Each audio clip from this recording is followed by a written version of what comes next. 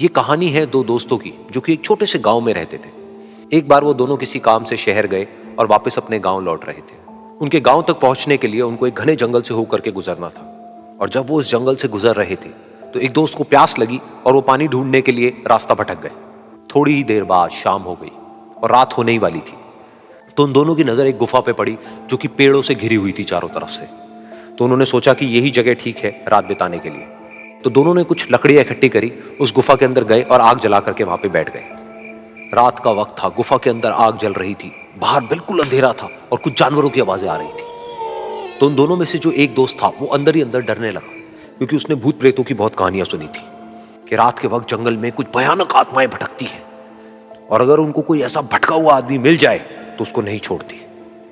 तो जब उसने भूत प्रेतों की बात अपने दोस्त से करी तो उसके दोस्त ने हंसते हुए उससे पूछा, क्या कभी तूने किसी भूत को देखा है? तो उसने कहा, नहीं मैंने तो नहीं देखा, लेकिन मेरे कुछ जान पहचान के लोग हैं जिन्होंने देखा है। तो उसके दोस्त ने उसको समझाने की बहुत कोशिश करी कि यार ऐसी सुनी सुनाई बातों पर विश्वास नहीं करते हैं, अब तू सो जा और मुझे भी सोने दे, मुझे नींद आ रही है। और इतना कह करके उसका दोस्त वहीं पर लेट गया और थोड़ी देर में सो गया। लेकिन वो जो अंदर से डरा हुआ था वो लेट तो गया, लेकिन उसको नींद नहीं आ रही थी। उसको लग रहा था कि शायद यहां पर कहीं कोई है जो छुप करके कहीं से उसको देख रहा है।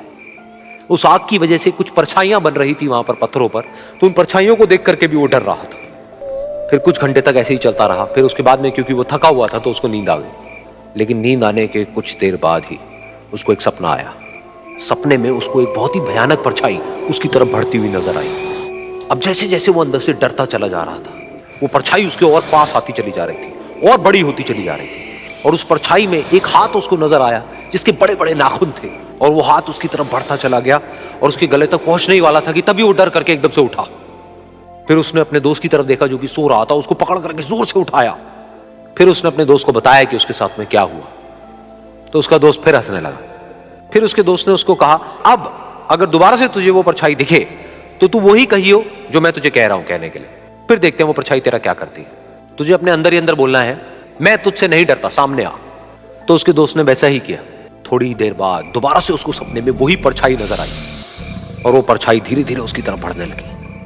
लेकिन इस बार वो उस परछाई से डरा नहीं, बल्कि अपनी पूरी हिम्मत जुटा करके उसने वही कहा, मैं तुझसे नहीं डरता, सामने आ।